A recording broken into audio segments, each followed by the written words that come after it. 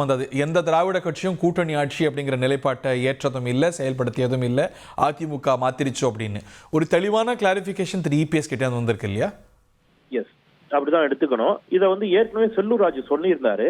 நாமளும் பலமுறை தந்தியிலே அதை குறிப்பிட்டுக்கிறோம். நீங்க டிஎம்கே கூட்டணி ஆட்சியில் அதாவது கூட்டணியில் பங்கு தரணும், ஆட்சியில் பங்கு தர வேண்டும் என்ற குரல்கள் திமுக கூட்டணிக்குள் ஒலித்ததற்கே செல்லூராஜ் பதில் சொன்னார், தமிழ்நாட்டில் அது சாத்தியம் இல்லை அப்படின்னு சொல்லி.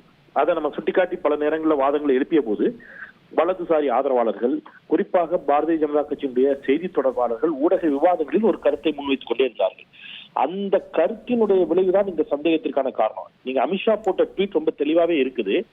தி NDA will achieve a massive victory in the Tamil Nadu assembly election. இது அவர் ஏப்ரல் 11 போட்ட ட்வீட். சோ ஏப்ரல் 11 எடப்பாடி பழனிசாமியை சந்தித்து விட்டு எடப்பாடி பழனிசாமி டெல்லியிலிருந்து வெளியில் வந்த பிறகு இரவு சரியாக 10-11 மணிக்கு அவர் இந்த ட்வீட்டை போடுறாரு. இன்னைக்கு அதைத்தான் எடப்பாடி பழனிசாமி தெளிவாக சுட்டிக்காட்டியிருக்கிறார். அதில் கூட்டணி ஆட்சி என்று எங்கே சொல்லியிருக்கிறார், என்டிஏ கூட்டணி ஒரு பெரிய வெற்றியை பெறும் என்றுதான் சொல்லியிருக்கிறார் அப்படிங்கிறாரு. அப்கோர்ஸ் அதுதான் அந்த ட்வீட்டும் அப்படித்தான் சொல்லுகிறது.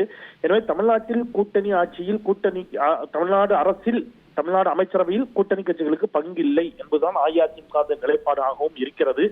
இதற்கு இனிமேல் பாஜக என்ன ரியாக்ட் பண்ண போறாங்க, என்ன பதில் சொல்ல போறாங்க அப்படிங்கறத நாம பொறுத்திருந்து பார்க்கணும்.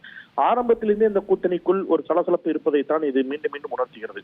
கருத்தியல் தளத்திலும் சரி, கொள்கைகளிலும் சரி, இப்பொழுது ஆட்சியில் பங்கு அதிகாரத்தில் பங்கு என்ற அந்த விவகாரத்திலும் சரி, இந்த அணியில் ஒரு குழப்பம் நீடிப்பதைத்தான் இவை அனைத்துமே உணர்த்துகிறது.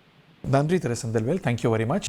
உங்கள் தந்தி ஒன் தொலைக்காட்சியில் அலாவுதீன் தினமும் இரவு 8 மணிக்கு காண தவறாதீர்கள்.